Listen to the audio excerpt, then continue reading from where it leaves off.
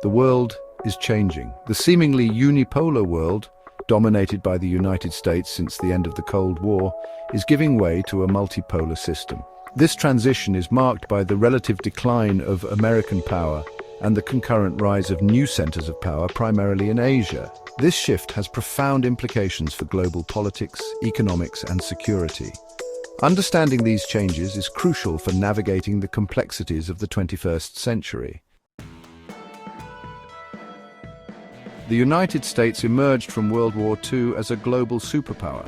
The war had devastated Europe and Asia, leaving the US relatively unscathed and in a prime position to assert its dominance. This period, often referred to as Pax Americana, saw the US establish a global network of military bases, forge strategic alliances, and shape the international order according to its interests. The US leveraged its economic and military might to influence global institutions like the United Nations. It also established a system of international trade and finance that favored its own industries and corporations. This system, while outwardly promoting free trade and globalization, often served to reinforce American hegemony. In 1944, as World War II raged, representatives from 44 Allied nations gathered in Bretton Woods, New Hampshire. Their goal was to create a new international monetary system.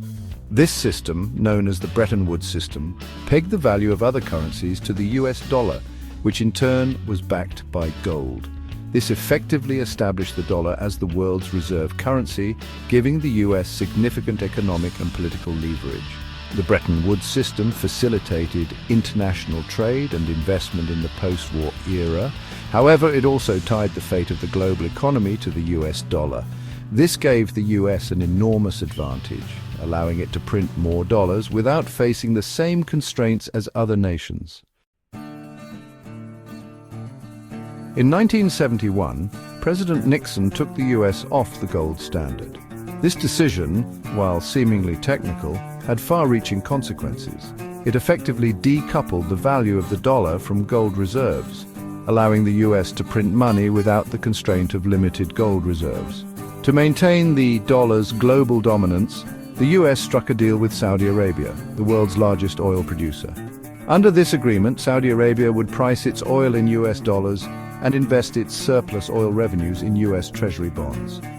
In return, the US would provide military protection to the Saudi regime. This arrangement, known as the petrodollar system, further solidified the dollar's status as the world's reserve currency. It also tied the global demand for oil to the demand for US dollars, creating a powerful feedback loop that benefited the US economy. However, the petrodollar system has come under increasing strain in recent years. Several countries, including China and Russia, have started to challenge the dollar's dominance by pricing oil in other currencies. Section 5. Cracks in the facade. Unsustainable debt and crumbling infrastructure. The US economy, despite its outward strength, faces significant challenges. Decades of military spending, tax cuts for the wealthy, and rising healthcare costs have left the US with a staggering national debt. This debt continues to grow, fueled by a combination of low taxes and high spending. Meanwhile, the country's infrastructure, roads, bridges, airports, is crumbling. Decades of underinvestment have left these critical systems in a state of disrepair. The American Society of Civil Engineers gives the US infrastructure a D+ grade, warning of the significant economic and safety risks posed by aging and inadequate infrastructure. Section 6. The limits of power, military overreach and global retreat. The US maintains a global military presence, with hundreds of bases and troops stationed worldwide. This vast military apparatus, while projecting an image of unmatched power, has become increasingly unsustainable. The wars in Iraq and Afghanistan, for example, have cost trillions of dollars and thousands of lives.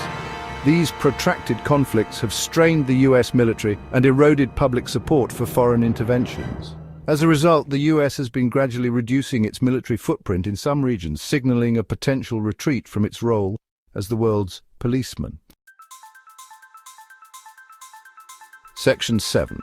The Asian century rise of regional hegemons.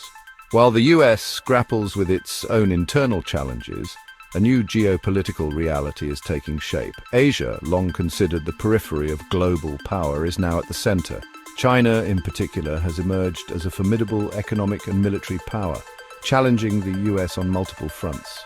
China's Belt and Road Initiative, a massive infrastructure project spanning continents, is seen by many as a direct challenge to US hegemony. Similarly, China's growing military presence in the South China Sea has raised concerns in Washington and other regional capitals.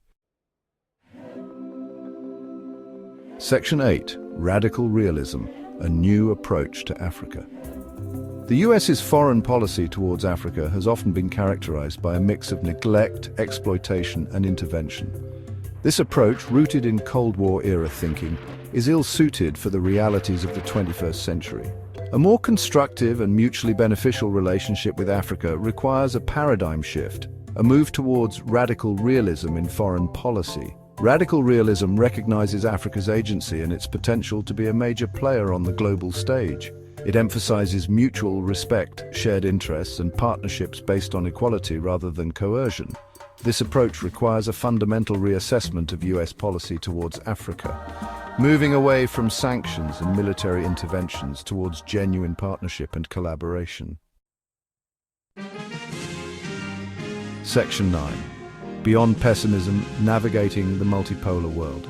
The decline of US hegemony and the rise of a multipolar world are not necessarily harbingers of chaos. While these transitions inevitably bring uncertainty and potential for conflict, they also present opportunities for a more just and equitable international order. The challenge lies in navigating this complex landscape with clarity, courage, and a commitment to cooperation. It is essential to recognize and counter the pervasive influence of propaganda, which often distorts our understanding of these global shifts.